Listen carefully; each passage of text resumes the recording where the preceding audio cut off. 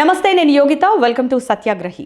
ఉమ్మడి రాష్ట్ర రాజకీయాల నుంచి తెలంగాణ రాజకీయాల వరకు ఆ కుటుంబానికి ఒక చరిత్ర ఉంది. తల్లిదండ్రులు ఇద్దరూ హోంమంత్రులుగా సేవలందించారు. వారి వారసత్వంతో రాజకీయాల్లోకి అడుగుపెట్టి ఫైర్ బ్రాండ్గా పేరు తెచ్చుకున్న యువనేత పటోళ్ల కార్తిక్ రెడ్డి ఈరోజు పవర్ షిఫ్ట్ రైజింగ్ స్టార్ గెస్ట్గా మన ముందుకు వచ్చారు. నమస్తే కార్తిక్ గారు. నమస్కారం యోగిత గారు. సో యాజ్ ఐ సెడ్, రైజింగ్లో ఉన్నారా? ఎలా ఉన్నారు? ఐ హోప్ మీరు అంటున్నారు కాబట్టి రైజింగ్లో ఉండాలా, లేకపోతే మీరు ఇంటర్వ్యూ కూడా తీసుకొని రారు కదా. సో ఇప్పుడు ప్రస్తుత రాజకీయాలన్నీ కూడా చూసుకుంటే కేసీఆర్ ఫార్ములా ఈ రేస్ చుట్టూనే అన్నీ కూడా తిరుగుతున్నాయి. చాలా హాట్ టాపిక్గా మారిపోయింది. సో ఇందులో అవినీతి జరిగిందని ప్రభుత్వం అంటోంది. వాస్తవమా కాదా? అవినీతి అనేది డెఫినేషన్ ఒకసారి మనం అర్థం చేసుకోవాలి యోగిత గారు.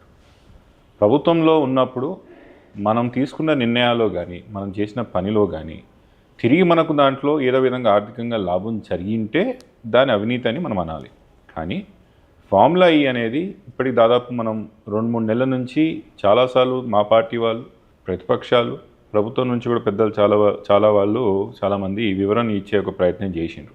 దీన్ని ఫార్ములా ఈని ఏదో విధంగా రాజకీయ కోణంలో దీంట్లో అవినీతి ఉందని చూపించి తద్వారా కేటీఆర్ గారిని, మా పార్టీని బద్నాం చేయాలనో లేకపోతే అప్రతిష్ట పాలకు తీసుకురావాలనే ఒక ఆలోచన తప్ప ఇంకోటి ఏమీ లేదండి. దీంట్లో ఇట్లాంటి కార్యక్రమాలు ప్రతి ప్రభుత్వాలు ప్రతిసారి ప్రతి రాష్ట్రంలో ప్రతి సంవత్సరం జరుగుతూ ఉంటాయి. ఇలా తోడుకుంటూ పోతే ఈ సంవత్సరంలో కూడా ఇట్లాంటి ఏదో ఒకటి చేసి ఉంటారు. రాజకీయ కోణంలో జరుగుతున్నటువంటి ఈ ప్రతి ఆరోపణ వల్ల తెలంగాణకు అతి ముఖ్యంగా హైదరాబాద్ నష్టం జరుగుతున్న విషయం అధికారంలో ఉన్న వాళ్ళు తెలుసుకోవాలి. కేసీఆర్ కుటుంబం మీద అవినీతి ఆరోపణలతో కాంగ్రెస్ లబ్ధి పొందాలని ఆలోచిస్తోంది అనే ప్రచారం నిజమే అంటారా? వాస్తవమే కదండి. ఎప్పుడైతే ఒక వ్యక్తిని అవినీతి మార్కలు అంటిగలుగుతామో వాళ్ళ ఇంటిగ్రిటీని, ఆ యొక్క రాష్ట్రం పట్ల లేకపోతే సమాజం పట్ల ఉన్న కమిట్మెంట్ని ప్రజలకి ఓ విధమైన అనుమానం కలిగించే ఒక అవకాశాలు ఉంటాయి.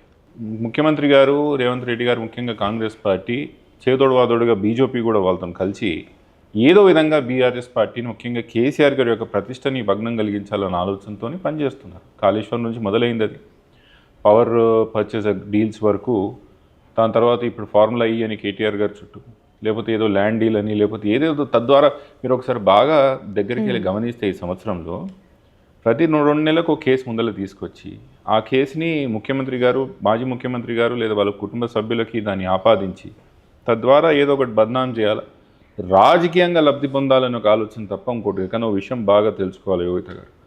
తెలుగు ప్రజలు, ముఖ్యంగా తెలంగాణ ప్రజలు అంత అవివేకులు కాదండి.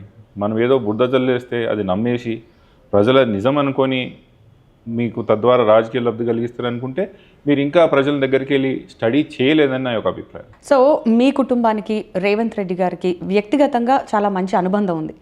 అలాంటిది అసెంబ్లీలో రేవంత్ రెడ్డి గారు మీ తల్లిగారి గురించి అలా మాట్లాడడానికి కారణం ఏంటనుకుంటున్నారు?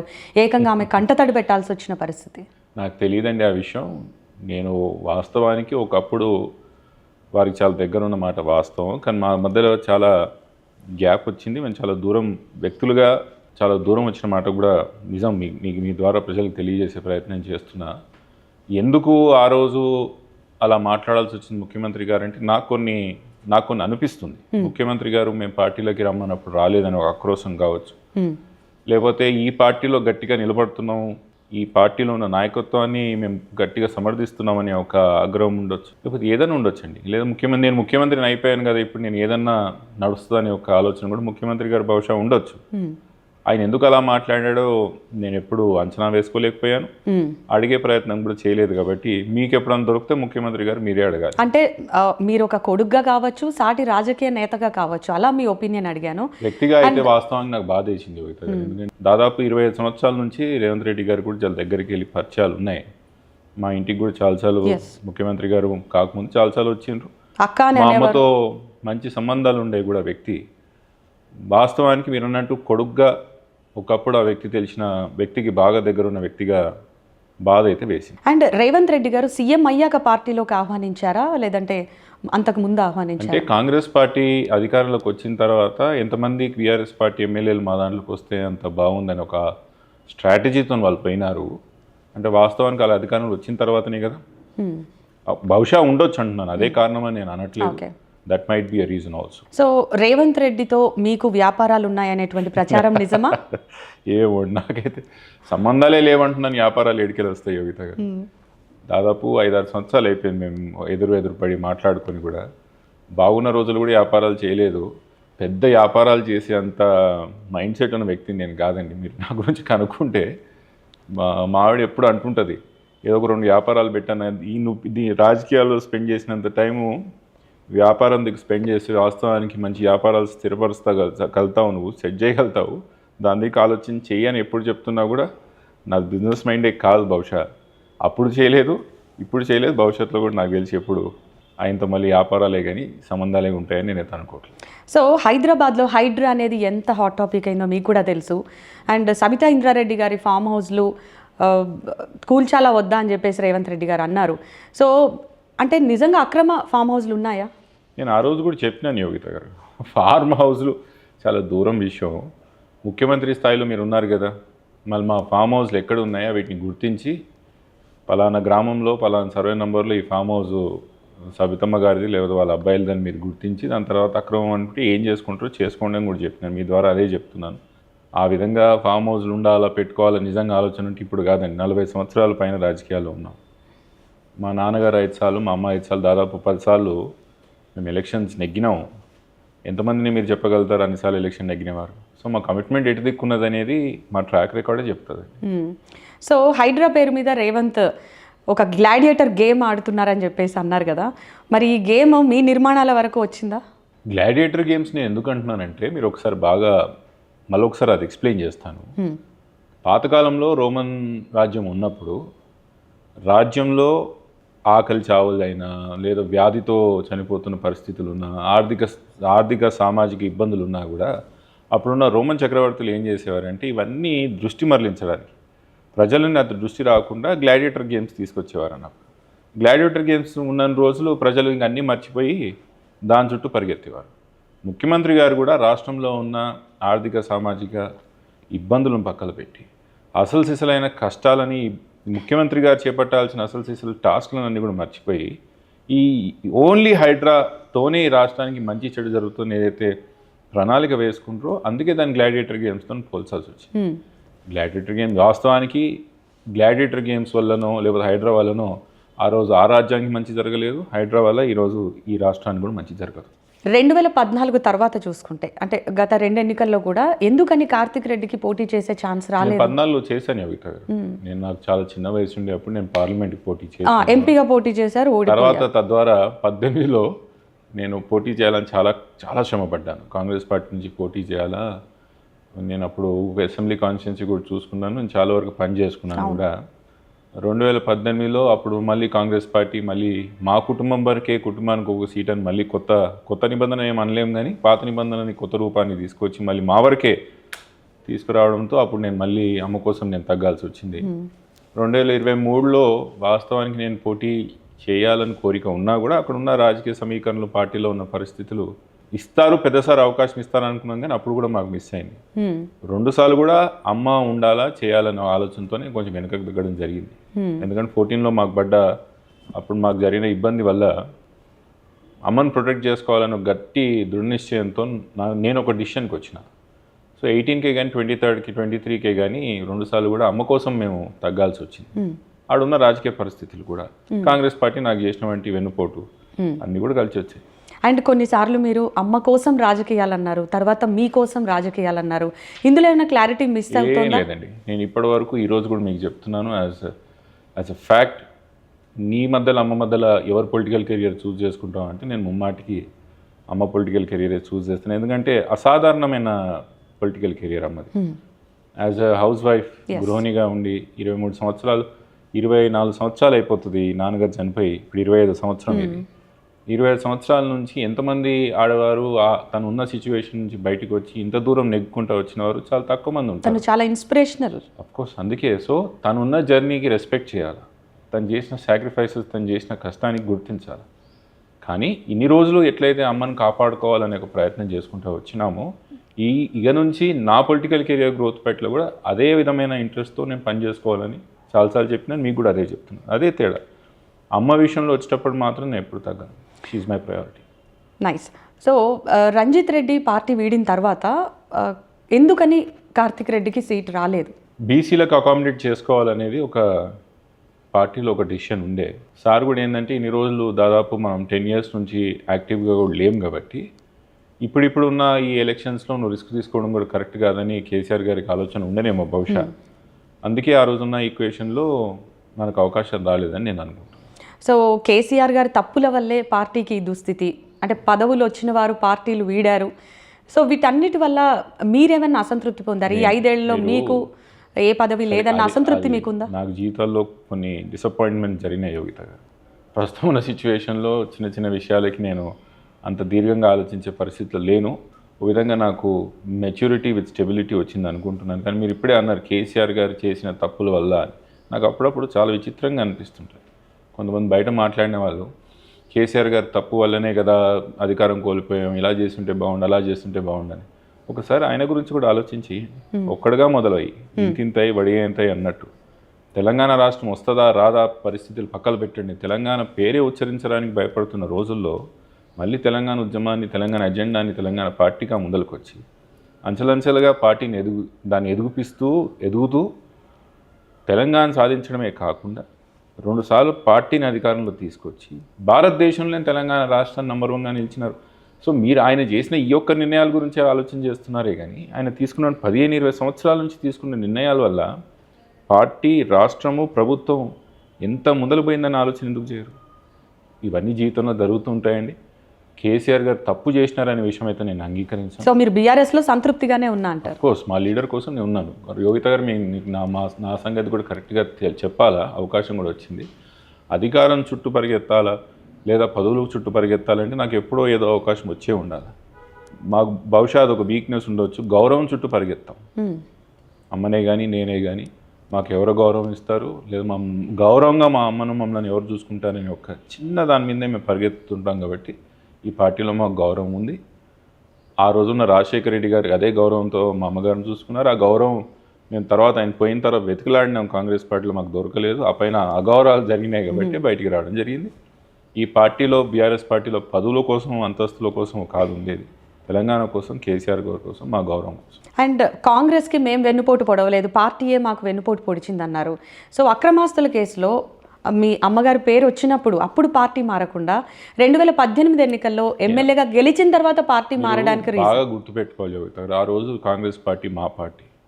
మేము ఏ రోజు కూడా దాని సొంత మా బాధ్యతగా పార్టీని మేము భుజాల మీద వేసుకొని పరిగెత్తాం. జిల్లాలో ఏ సిచ్యువేషన్ వచ్చినా కూడా కాంగ్రెస్ పార్టీ మన పార్టీ, దాని కింద పడుకోకుండా చూసుకోవాలి, దాన్ని కాపాడాలనే ఒక ఆలోచనతో మేము చాలా సాక్రిఫైసెస్ చేసాం పార్టీలో. రాజశేఖర రెడ్డి గారు ఉన్నంత వరకు కాంగ్రెస్ పార్టీ యొక్క యాటిట్యూడ్ మా పట్ల ఒక విధంగా ఉండేది. ఆయన చనిపోయిన తర్వాత ఇంకో విధంగా మారింది. జగన్మోహన్ రెడ్డి గారి యొక్క కేసెస్ విషయంలో కూడా అమ్మని ఇంప్లికేట్ చేసినప్పుడు మేము నిజానికి కూడా సరే ఉండనిలే, జరుగుతుంటాయి జీవితంలో, ఒక విషయంలో మనం అంత తొందరగా డిసిషన్ తీసుకుంటే ఎట్లా అని 2014లో కూడా మా అమ్మకి టికెట్ ఇవ్వలేదు నాకు ఇచ్చినప్పుడు. 2018లో దాని తర్వాత చాలా జరిగినాయండి. అంటే కుటుంబానికి ఒక్క టికెట్ అనేది ఏమైనా ఉందా అండి? అట్లన్నప్పుడు అందరికి కూడా అదే అమలు కావాలి కదా యోగిత. మా వరకు ఎందుకు అమలు కావాలి? మా వరకు అదే మీ పట్ల ఏమన్నా వివక్ష ఉందా అంటే? అదేమో, అందుకే కదా అనేది. మా పట్లనే వచ్చినప్పుడు ఆ ఒక నిర్ణయాలు అమలు చేయాలని ప్రయత్నం చేసినప్పుడు బాధ కలుగుతుంది. ఎవరు చెప్పుకోలేని పరిస్థితి, ఎవరు చెప్పినా వినలేని పరిస్థితి. ఇంకా మా పోరాటం మేమేందో చూపించాలని ఒక మొండితనంతో బయటికి రావడం జరిగింది. అండ్ హోం మంత్రిగా ఉన్నటువంటి సబితా ఇంద్రారెడ్డి గారి పేరు ఇలా జగన్మోహన్ రెడ్డి గారి అక్రమాస్తుల కేసులో ఎందుకు చేర్చాల్సి వచ్చింది? ఆ రోజున్న రాజకీయ పరిస్థితులు, జగన్మోహన్ రెడ్డి గారికి దగ్గర ఉన్న వ్యక్తులను ఎవరెవరిని అందరినీ కూడా ఐడెంటిఫై చేసి, ముఖ్యంగా రాజశేఖర రెడ్డి గారి దగ్గర ఉన్న వ్యక్తులు ఎవరెవరైనా అందరిని ఐడెంటిఫై చేసి ఆ రోజు కాంగ్రెస్ పార్టీ ఉన్న అధిష్టానం ఇంప్లికేట్ చేయాలి అని. జగన్ ఒక్కరిని ఇంప్లికేట్ చేస్తే అదేదో ఒక్కరి మీద కక్ష సాధింపులాగా ఉంటుంది. మన వాళ్ళని ఒక 4-5 మంది ఇంప్లికేట్ చేస్తే అయిపోతుంది. దాంట్లో కూడా రాజశేఖర రెడ్డి గారి దగ్గర ఉన్న వాళ్ళని చేస్తే ఇంకా బాగుంటుందని ఆ రోజు పార్టీ నిర్ణయించుకున్నారు, కాంగ్రెస్ పార్టీ. ఆ రోజున్న ప్రభుత్వం. అందుకే జరిగింది ఆ situation. So YS Rajasekhara Reddy గారికి మీ కుటుంబం ఎంత దగ్గర అనేది అందరికీ తెలుసు. సో ఆ అనుబంధం గురించి ఒక్కసారి కనుక ఇప్పుడు రీకలెక్ట్ చేస్తే ఏం చెప్తారు మీరు? పోయిన కాలంలో వాస్తవానికి అమ్మకు నాకు రాజకీయాలు, నేను చాలా చిన్నగా ఉన్నాను, నాకు 16 ఏళ్ళు నాన్న చనిపోయినప్పుడు. అమ్మకైతే వాస్తవానికి ఏమీ తెలియదు. రాజకీయాలు ఏంటి, ఎలా పోరాడాలా, ఎట్లా మళ్ళీ మాకు జిల్లాలో మా నాన్నగారికి ఉన్న పట్టుని ఎలా తిరిగి సాధించుకోవాలి, ఇది ఏది కూడా దగ్గర కూడా ఆలోచన లేని రోజుల్లో రాజశేఖర రెడ్డి గారు దేవుడు పంపించిన దూతల నేనున్నాను మీకోసం అని మొదలుకు రావడం, వాస్తవానికి ఆయన చనిపోయే వరకు ఏ రోజు కూడా ఎటువంటి కష్టం కూడా లేకుండా చూసుకోవడం చాలా చేవెళ్ళ చెల్లెమ్మ అనేది చాలా మెమరీస్ ఉన్నాయి. ఎంతో ఓ రాజశేఖర రెడ్డి గారికి మాకు జరిగిన సంభాషణలే కానీ, రాజశేఖర రెడ్డి గారి మా మధ్యలో జరిగిన సంఘటనలే కానీ చాలా చాలా ఉదాహరణలు ఉన్నాయి. ఒకటి రెండు అని కాదు. ఎందుకు రాజశేఖర రెడ్డి గొప్ప వ్యక్తిగానే చెప్పుకోవడానికి చాలా ఉదాహరణలు ఉన్నాయి. రాజశేఖర రెడ్డి గారు రాజకీయ నాయకుడు అని నేను ఎప్పుడు అన్నానండి. రాజశేఖర రెడ్డి గారు నాయకుడు. ఒట్టి రాజకీయాలే కాదు, సమాజంలో కూడా వ్యక్తి ఎట్లా నడుచుకోవాలో రాజశేఖర రెడ్డి గారి జీవితాన్ని చూసి, రాజశేఖర రెడ్డి గారి నడకను చూసి మాత్రం నేర్చుకోవాలి. అండ్ ఇందిరారెడ్డి గారు చాలా సేవ చేశారు టీడీపీకి. మరి ఆయన మరణం తర్వాత టీడీపీ నుంచి ఏమైనా ఆహ్వానం వచ్చిందా? అప్పటికే సరే నానా తెలుగుదేశం పార్టీలో చాలా సంవత్సరాలు పనిచేసినా కూడా ఎన్టీ రామారావు గారి యొక్క 94-95 క్రైసిస్లో, అప్పుడున్న ఆగస్ట్ క్రైసిస్లో నాన్న ఎన్టీ రామారావు గారితో ఉండిపోయినరు. చంద్రబాబు నాయుడు గారు పార్టీ తెలుగుదేశం చీలిపోయినప్పుడు. దాని తర్వాత తెలంగాణ ఉద్యమం, తద్వారా కాంగ్రెస్ పార్టీలో నానా తన పార్టీని విలీనం చేయడం, ఆ ఎలక్షన్ గెలవడం. దాని తర్వాత నాన్న చనిపోయిన తర్వాత కూడా తెలుగుదేశం పార్టీలోకి రమ్మని చెప్పి ఆహ్వానం ఉందని అందరికీ తెలిసిన విషయమే. కానీ ఆ రోజు ప్రతిపక్షాల్లో ఉండాలా, ఇంద్రారెడ్డి గారు చనిపోయిన పార్టీలో ఉండాలా, రాజశేఖర్ అన్న మాట ఇచ్చిందంటే అమ్మ చెప్తుంది. రాజశేఖర్ అన్న మాట ఇచ్చినాడు కాబట్టి రాజశేఖర్ అన్న ఇంట నడవాలని ఒక అమ్మ నిర్ణయం తీసుకుంది. చరిత్రలో అదొక నిలిచిపోయే నిర్ణయం మా అమ్మ తీసుకుంది. సో వైఎస్ రాజశేఖర రెడ్డి గారితో ఉన్నంత నమ్మకంగా కేసీఆర్తో ఉంటా అని చెప్పారు. వైఎస్ గారు చనిపోయిన తర్వాత 9 ఏళ్ళు కూడా కాంగ్రెస్లో అసంతృప్తిగానే ఉన్నారా? 9 కాదండి, ఆయన చనిపోయింది 2009 సంవత్సరాలు. కరెక్టే మీరు లెక్కేసింది. అంటే మీరు ఒకటి గుర్తించాలా, ఆ రోజు అమ్మని హోమ్ మినిస్టర్గా చేసిన తర్వాత ఒక 2-3 నెలలకి చనిపోయినారు. 2009లో చనిపోయినట్టున్నారు రాజశేఖర రెడ్డి గారు, 9లోనో 10లోనో. సో ఆ యొక్క సంవత్సరంలో చనిపోయిన తర్వాత అప్పటి నుంచే స్టార్ట్ అయిపోయింది పార్టీలో అమ్మని టార్గెట్ చేయడం. చనిపోయిన తర్వాతనే అమ్మ మీద కేసులు వేయడం. తర్వాత అమ్మ మీకు తెలుసో తెలీదో 6 నెలల ముందే రిజైన్ చేశారు హోమ్ మినిస్టర్ నుంచి. సో తన వరకు వచ్చే రిజిగ్నేషన్. రాజశేఖర రెడ్డి గారు ఉన్నంత వరకు కాంగ్రెస్ పార్టీలో ఒక పెద్ద దిక్కులా, ఒక పెద్ద వృక్షంలా కాపాడుకుంటూ వచ్చాడు రాజశేఖర రెడ్డి గారు. ఆయన చనిపోయిన తర్వాత we had to face the music. And KCR గారి గురించి మీ మాటల్లో ఏం చెప్తారు? చరిత్రలో కొంతమంది నాయకులనే గుర్తుపెట్టుకుంటుంది. ముఖ్యమంత్రులు చాలామంది వస్తారు పోతారు, కానీ నాయకులు కొంతమంది గుర్తుండిపోతారు. ఒక ఎన్టీ రామారావు, ఇప్పుడే చెప్పినాడు వైఎస్ రాజశేఖర్, ఒక కేసీఆర్. తెలుగు రాష్ట్ర రాజకీయాల్లో ఈ 2 రాష్ట్రాల్లో మాత్రం ఈ పేర్లు ఎప్పటికీ ఉండిపోయే పేర్లు. కేసీఆర్ గారి యొక్క చరిత్ర ఇప్పుడే మీకు చెప్పిన ఒక్కడగా మొదలైనాడు. సాధ్యమైద్దా లేదా, అసలు తెలంగాణ రాష్ట్రం ఏంది, ఇదంతా ఎందుకు తీసుకున్నామని ఒక కేసీఆర్ గారి ముఖం మీద చెప్పిన దాఖలాలు చాలామంది చాలాసార్లు ఉన్నాయి. అట్లాంటివి ఏది కూడా పట్టించుకోకుండా ముండి ధైర్యంతో నేను పట్టుకున్న అంశం నిజం ఉన్నది, దీంట్లో నిజాయితీ ఉన్నదని ఏకైతే ఆలోచనతో ముందుకు సాగుకుంటూ పోయినారో తెలంగాణ రాష్ట్రం సాధించినారు, పార్టీని స్థిరపరిచినారు, అధికారంలో 2 సార్లు తీసుకొచ్చినారు, రాష్ట్రాన్ని మార్చిండ్రు, పరిస్థితులు మార్చిండ్రు, ఆర్థిక సామాజిక పరిస్థితిని తెలంగాణలో ఎక్కడికో పరిగెత్తించారు. సో కేసీఆర్ గారి పేరు స్థిరస్థాయిగా తెలుగు రాష్ట్రాల్లో ఉండిపోయింది. అంత గొప్ప నాయకుడు.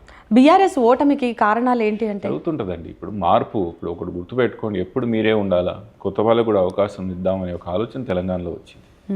ఎప్పుడు మీరే ఎందుకు, చూద్దాం కొత్త వాళ్ళని కూడా. ఆ ఆలోచన నుంచి వచ్చిన మార్పే, ఇంకోటి ఏది కాదు. గారు మీరు ఎంతనే చెప్పండి, నేను ఎంతమంది ఎంత విశ్లేషణ చేసినా కూడా నేను I'm not ready to కన్సీడ్ that point. మార్పు అనే పేరుతో కాంగ్రెస్ పార్టీ తీసుకొచ్చిన మాయలో జనాలు పడి కాంగ్రెస్ పార్టీకి ఓట్లు వేసినారు. చూద్దాం కొత్త వాళ్ళని ఆలోచనతో మనం పక్కకు జరిపినారు అంతే. సో 1 సంవత్సర కాలంగా రేవంత్ రెడ్డి పాలన చూస్తున్నారు. 6 గ్యారంటీల హామీతో అధికారంలోకి వచ్చారు. ప్రస్తుతం మనం చూస్తున్నాం ఈ హైడ్రా, మూసి సుందరీకరణ, ఇవే కాకుండా ఇంకా చాలా ఉన్నాయి. సో ఆయన పాలన గురించి, రేవంత్ రెడ్డి గారి గురించి ఏం చెప్తారు? 10 మార్కులకు గాను మీరు మార్కులు ఏమంటే 2 మార్కులు వేస్తారు. దేశంలో ఉన్న 28 రాష్ట్రాలకు గాను ఒకవేళ ర్యాంక్ ఏమంటే మనది 27వ 28వ రాష్ట్రంగా ర్యాంకులు 1 నుంచి 1 కిందకి తీసుకొస్తే will be at the last rank అని చెప్తాను. పరిపాలన కంప్లీట్గా కుప్పగూలింది, అభివృద్ధి ఆగిపోయింది, సంక్షేమం గాలికిపోయింది. రాష్ట్రంలో ఏం లేదండి, ప్రభుత్వం లేదు. ఏదో నడుస్తుందంటే నడుస్తుంది. ఒక ప్రభుత్వానికి ఒక డైరెక్షన్ ఉండాలి, ఒక ఆలోచన ఉండాలా, ఒక విజన్ ఉండాలి, ఫోకస్ ఉండాలి. ఇది ఏది లేదు తెలుసు. మీరు నమ్మరు, విజన్ లేదు, ఫోకస్ అంతగానే లేదు. ఏదో తూతు మంత్రానం మీటింగ్లు పెడతారు, పరిగెత్తారు. రాష్ట్రానికి ఒక విజన్ చూపించాలా, జనాలకు ఒక విజన్ చూపించాలన్న ఆలోచన ముఖ్యమంత్రి గారికి లేదు, ప్రభుత్వంలో పెద్దరికి లేదు, కాంగ్రెస్ పార్టీకే లేదు. Complete failure government. మీకు పదవి మీద ఆశ లేదు, అధికారం మీద ఆశ లేదు అన్నారు. మరి బీఆర్ఎస్ మీకు ఇస్తున్న భరోసా ఏంటి? మీకు ముందే చెప్పినట్టు మాకు మా జిల్లా పట్ల, మా ప్రాంతం పట్ల కొన్ని ఆశయాలు ఉన్నాయి, లేదా మనం చేయాల్సిన మిగిలిపోయిన కొన్ని ఇంకా విషయాలు ఉన్నాయి. ఒకటి, ఎస్ మీ ఆశయాలు మా ఆశయాలుగా పార్టీ గుర్తించింది, సార్ గుర్తించినారు. రెండు, మీకు ఇప్పుడే చెప్పాను, గౌరవం కోసం పాకులాడే వ్యక్తులుగా గౌరవంగా, ముఖ్యంగా మా అమ్మనే కానీ మా నిర్ణయాలే కానీ గౌరవంగా ఆమోదించి గౌరవంగా దాన్ని స్వీకరించే ఒక పార్టీ కూడా మాకు ఉండాలని మా కోరిక. అవి రెండే ఉంటాయండి. అవకాశాలు అంటారా, ఎస్ నేను ముందే చెప్పాను, ఇప్పటి వరకు ఓ విధంగా రాజకీయాలు చేశాను, ఇక నుంచి ఓ విధంగా చేస్తానని నిర్ణయం తీసుకున్నాను. కాబట్టి ఇక నుంచి అవకాశాల కోసం రాజకీయంగా ఏదో ఒక స్థానంలో నిలబడి నెగ్గాలని ఒక తాపత్రయం నాలో కూడా ఉంది. కాబట్టి భవిష్యత్తులో అది కూడా జరుగుతుంది నేను అనుకుంటున్నాను. సో కేసీఆర్ గారిని మీరు చాలా అడ్మైర్ చేస్తున్నారు, ఆయన విధి విధానాలని మీరు చాలా రెస్పెక్ట్ చేస్తారు. ఆయన రాబోయే రోజుల్లో కేసీఆర్ గారి ప్రణాళికలు ఏంటి, రాజకీయంగా ఎలా ముందుకు రాబోతున్నారు? ఇప్పుడు సైలెంట్గా కనిపిస్తున్నారు.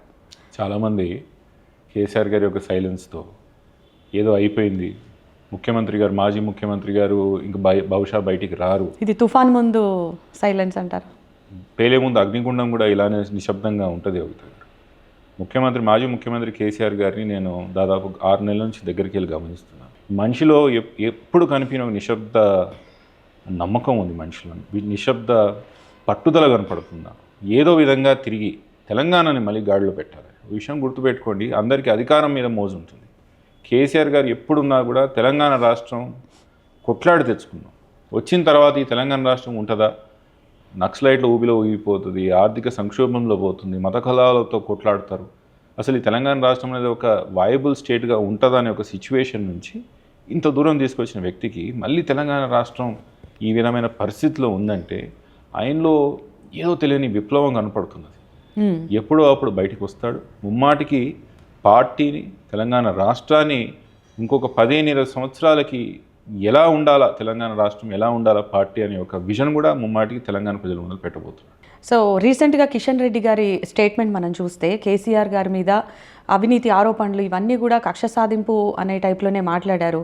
అంటే ఇంకో కోణంలో చూస్తే బీజేపీ బీఆర్ఎస్ ఒకటే అనేటువంటి ఆరోపణలు వస్తున్నాయి.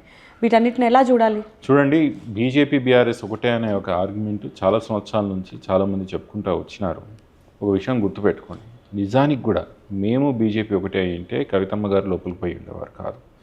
రెండు, ఈ రోజున్న దేశ రాజకీయ పరిస్థితిలో బీఆర్ఎస్ బీజేపీ ఒకటే అయ్యింటే ఈరోజు కేంద్ర క్యాబినెట్లో మా పార్టీ కూడా భాగస్వాములు అయ్యేవారు. మేము కూడా క్యాబినెట్ మెంబర్స్ ఉండేవాళ్ళం బీజేపీలో. ఎందుకంటే ఈరోజు బీజేపీకి పెద్దగా బలం లేదు, మాకు ఎంపీలు లేకపోయినా మాకు రాజకీయ పార్టీ. రేపు మాకు ఒక రాష్ట్రాన్ని నిజానికి కూడా అధికారం తీసుకొచ్చే ఒక అవకాశం ఉండేది బీజేపీ మాత్రం కలుపుకోపోయింటే. మేము బీజేపీ ఒకటే ఉండింటే చాలా కారణాలు, చాలా విషయాలు జరిగేవి కూడా. మేము బీజేపీ రాజకీయంగా ప్రత్యర్థులమే. కానీ కిషన్ రెడ్డి గారు ఏదైతే మాట్లాడినారో కేసీఆర్ గారి మీద కక్ష సాధింపు జరుగుతుందో నిజమే కదా. కిషన్ రెడ్డి గారు మాట్లాడిన దాంట్లో తప్పు లేదు. నిజం మాట్లాడడంలో వల్లనే దానివల్ల మా ఇద్దరి మధ్య ఏదో పొత్తుందనో లేదా అండర్స్టాండింగ్ ఉందని అనుకోవడం కూడా తప్పండి. నేను 100 కారణాలు చూపిస్తాను. బీఆర్ఎస్, బీజేపీ, కాంగ్రెస్ ఎట్లా కలిసి పనిచేస్తున్నాయి అనేది 100 కారణాలు చూపించగలుగుతాం. సో ఒకవేళ వచ్చే ఎన్నికల్లో బీజేపీ బీఆర్ఎస్తో కలిసి తెలంగాణలో పోటీ చేయాలంటే ఒప్పుకుంటా? అవకాశం లేదండి, అవకాశం లేదు. ఎందుకంటే ఒకటి, విధానపరంగా గత 10 సంవత్సరాల నుంచి అధికారంలో ఉన్నప్పుడు బీజేపీ తెలంగాణ రాష్ట్రానికి ఏం పెద్దగా సమూలంగా మార్పు ఏం తీసుకురాలేకపోయినారు.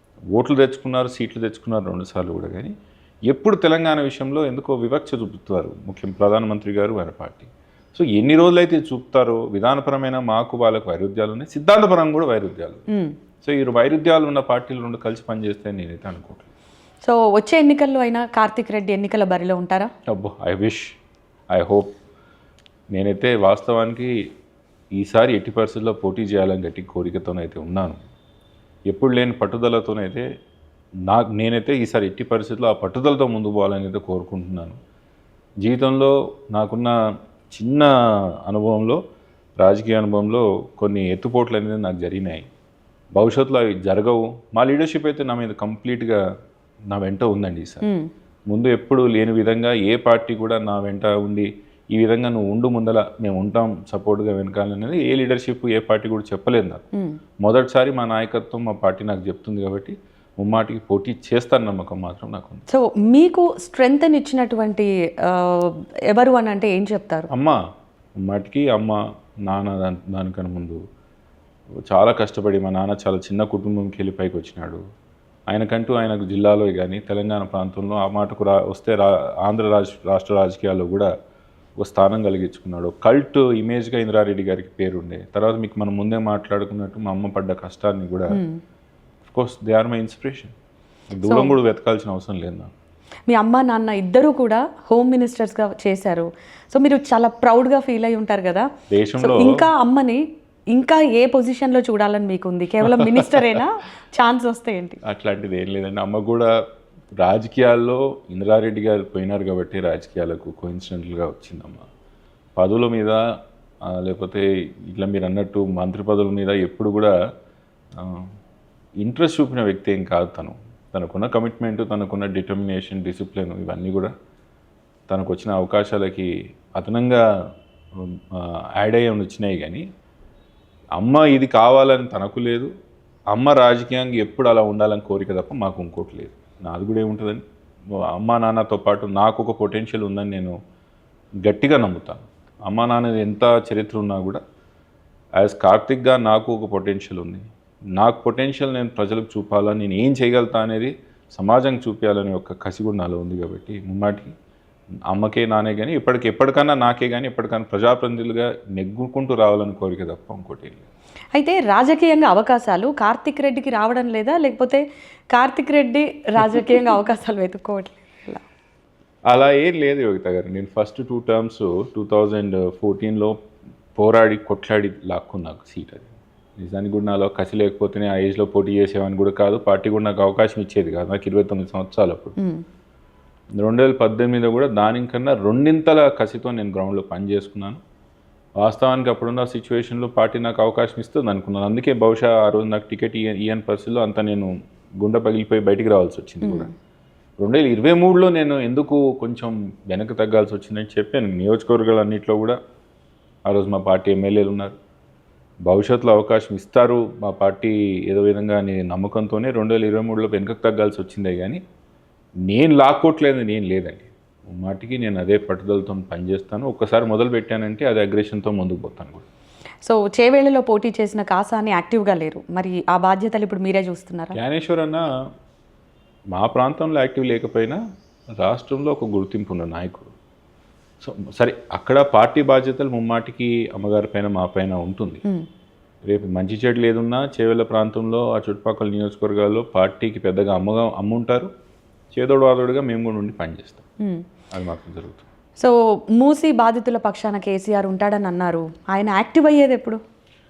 మూసీ బాధితుల వెనకాల కేసీఆర్ గారు ఉన్నారు కాబట్టి లీగల్ టీంకి ఆ రోజు డబ్బులు ఇచ్చి ఒక 2 కోట్ల రూపాయల వరకు లీగల్ ఫీజెస్కి మొట్టి మూసీ వాళ్ళకి అదనంగా కేటాయించి వారి వెనకాల ఉండి కొట్లాడండి అని మా నాయకత్వం చెప్పినాడు. కాబట్టి మేము ఇదంతా పరిగెత్తుతున్నాం. అయినా ఓవరాల్గా బయటకు వచ్చి చెప్పకపోవచ్చు, కానీ వెనకాల నుండి నడుపుతుందంతా అయినే కదా. ఈరోజు మూసీ బాధితులకు అందరికీ కోట్లలో కేసులు వేసింది ఎవరు? మా బీఆర్ఎస్ లీగల్ సెల్లే కదా. దానికి డబ్బులు ఇచ్చింది ఎవరు? కేసీఆర్ గారే కదా. అంటే దాని వెనకాల ఆయన ఉన్నట్టే కదా. అన్నిటికీ సమాధానాలు వస్తాయి యోగిత గారు. ఒక 4 రోజులు ఓపిక పట్టండి. 4 రోజుల్లో కేసీఆర్ బయటకు వస్తారు.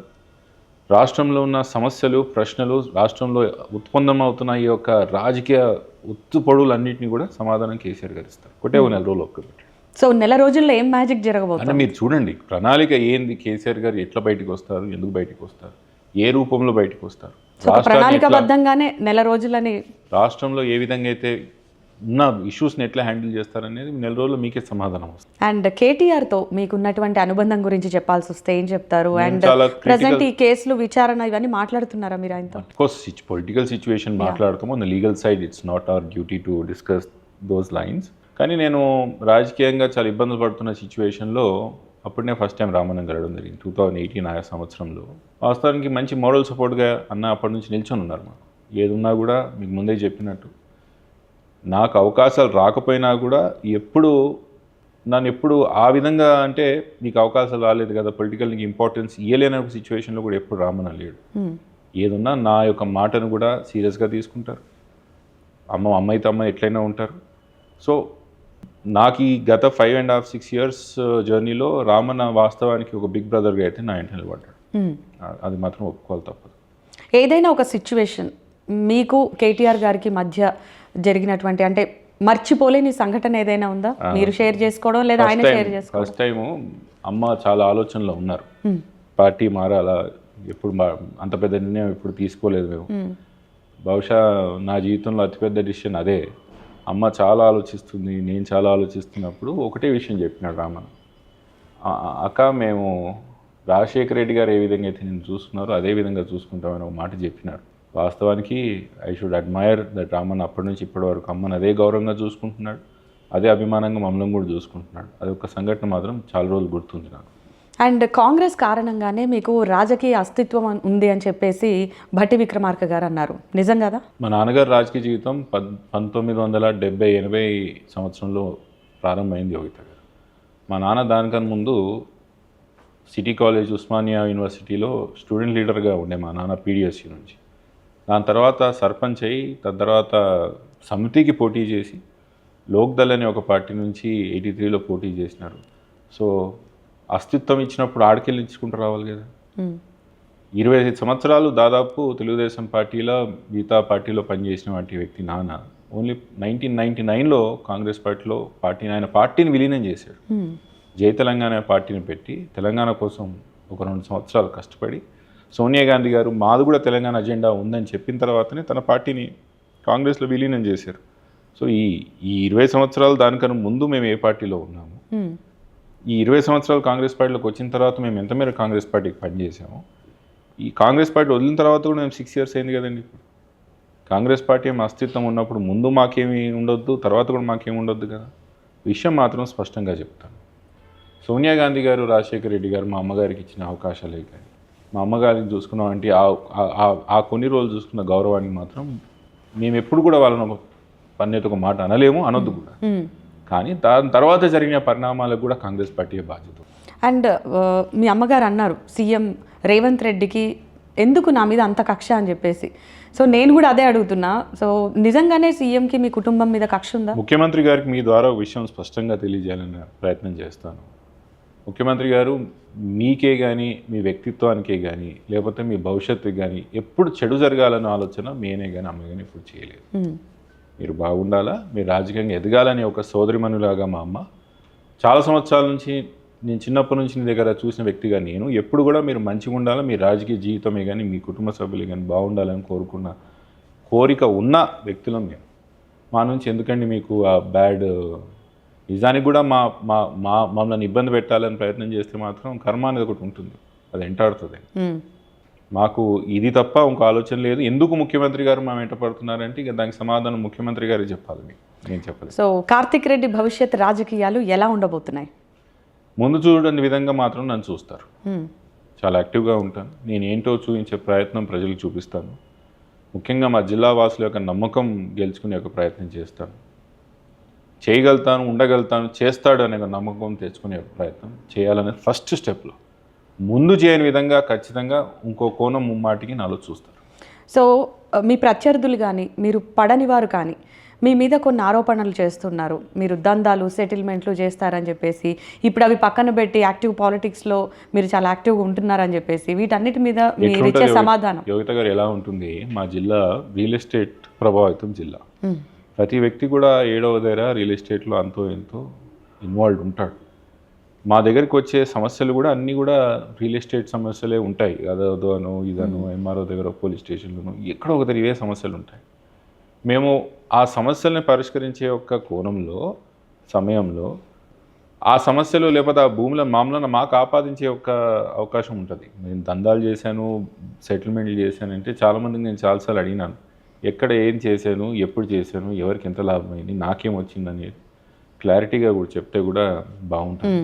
కానీ దిస్ ఈజ్ వెరీ కామన్ మా డిస్ట్రిక్ట్. ప్రతి ఒక్కరిని కూడా సార్ మీరేంటి సెటిల్మెంట్లు చేస్తారంట కదా, భూదందా చేస్తారంట, ప్రతి ఒక్కరి మీద వచ్చే ఆరోపణలు. నాకు పెద్దగా మీకు ఇప్పుడే చెప్పాను, పెద్దగా నాకు డబ్బులు బిజినెస్ మైండ్ ఆ దిక్కు నాకు నిజంగా కూడా ఆలోచన లేదు.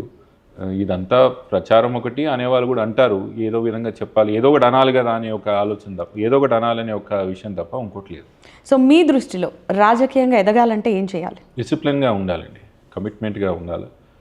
ఫస్ట్ ఆఫ్ ఆల్ చెప్పిన దానికి చేసిన దానికి వ్యత్యాసం ఉండొద్దు. నేను అనుకుంటున్నాను ఫలానా వ్యక్తి దగ్గరికి పోతే సమస్య పరిష్కరి అవుతుందో లేదో తెలియదు, కానీ ముమ్మాటికి సమస్య పట్ల ఒక కమిట్మెంట్తోని పనిచేస్తాడనే ఒక పేరు తెచ్చుకోవాలని నాకైతుంది.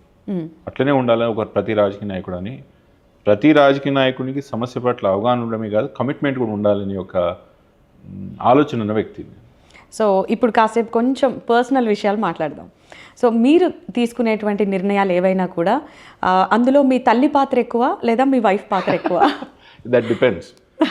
ఇప్పుడు మీరు ఇంట్లో విషయాలు ఉన్నాయనుకోండి, పిల్లల స్కూల్ విషయాలే కానివ్వండి, లేకపోతే పిల్లల విషయాలే కానివ్వండి, ఇంట్లో ఫర్నిచర్ విషయాలే కానివ్వండి, 95% శ్రవంతి డిసిషన్ తీసుకుంటుంది. సో ఆ 5% కూడా జస్ట్ అవును చెప్పి చేయడానికే కానీ దాంట్లో మా నిర్ణయాలు ఏం లేవు.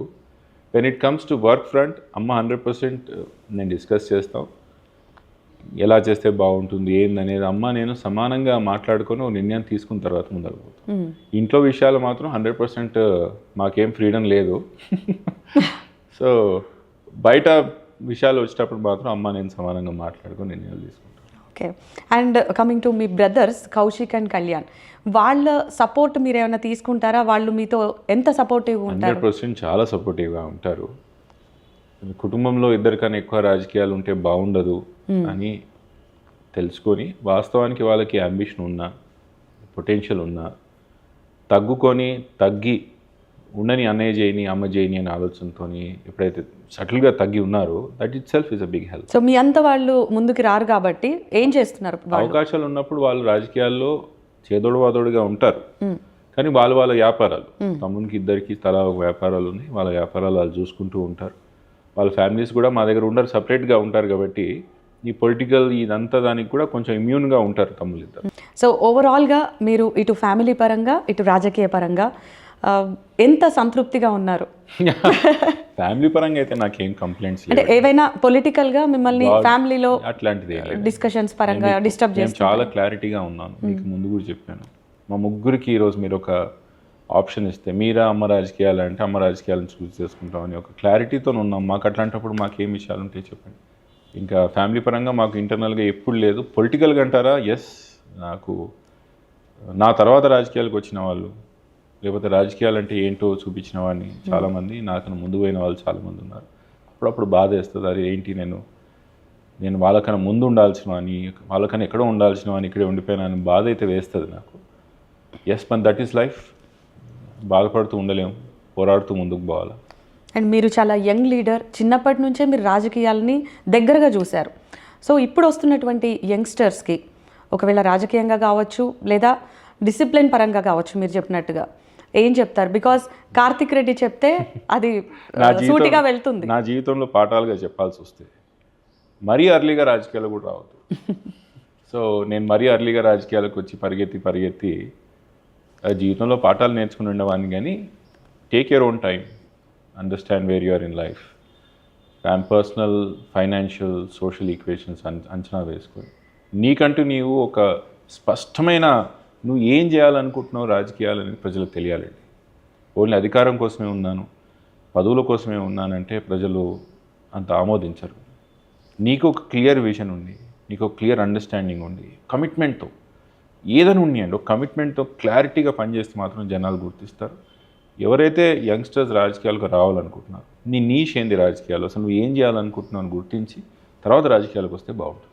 And what are your hobbies? What do you do in your free time? నేను, మీకు తెలుసో తెలీదో, కొంతమందికి తెలుసు, నేను రాస్తానండి. I'm very good writer. నేను ఇప్పటికీ 3 పుస్తకాలు రాశాను, ఒకటి పబ్లిష్ చేయించినాను. So my writings usually go back on sociology, contemporary history, political commentary. So నాకు అది చాలా ఇష్టమైన సబ్జెక్ట్. టైం దొరికినప్పుడల్లా ఏదో పుస్తకాల్లో ఏదో రాస్తూ ఉంటాను. I have a very good habit of being a very voracious reader. నేను నా బిడ్డ ఇద్దరం కూడా, నా బిడ్డ కూడా అంతే, Shiny. So we like to read a lot. తను ఏం చదువుతోంది ఇప్పుడు? She is in 7th standard. Okay. She also published a book by the way. Very nice. At age 12 తను కూడా ఒక బుక్ పబ్లిష్ చేసింది. మీ పోలికే. అదే చెప్తుంటాను శ్రావంతికి. సో సో నా ఫ్రీ టైంలో ఇది బాగా అలవాటు నాకు. ఓకే. ఫ్రీ టైం చేసుకొని మరీ నేను కామెంటరీస్ రాస్తుంటాను. నేను పుస్తకాలు అయిపోయాయి, చాలా మందికి తెలియదు. సో మీరు ఫ్యామిలీతో ఎంత టైం స్పెండ్ చేస్తారండి? చాలా చేస్తాను. ఎప్పుడు ఈ ప్రజాసేవ ఇదే బిజీగా? మా నాన్న నిత్యం పరిగెత్తేవాడు. ఈ హ్యాడ్ వెరీ, నాకు వాస్తవానికి ఒకసారి నెమరు వేసుకుంటే మా నాన్నతో పర్సనల్ మెమరీస్ చాలా తక్కువ, ఎందుకంటే ఆయన నిత్యం సో ఇదే మీకు ఆ ఎక్స్పీరియన్స్ ఉంటుంది కాబట్టి. కాబట్టి నాకు I don't want to do that. So పిల్లలకే కానీ ఇంట్లో కానీ ఐ స్పెండ్ ఇనఫ్ టైం. వాళ్ళు ఇవ్వట్లేదు మరి టైం నాకు, కానీ I give them enough time. So మా పవర్ షిఫ్ట్ రైజింగ్ స్టార్లో మీరు చాలా రైజింగ్గా మాట్లాడారు. మీ రైజ్ అలాగే కొనసాగాలని కోరుకుంటున్నాం. Thank you so much. Thank you Yogitha గారు, యువర్ విషెస్.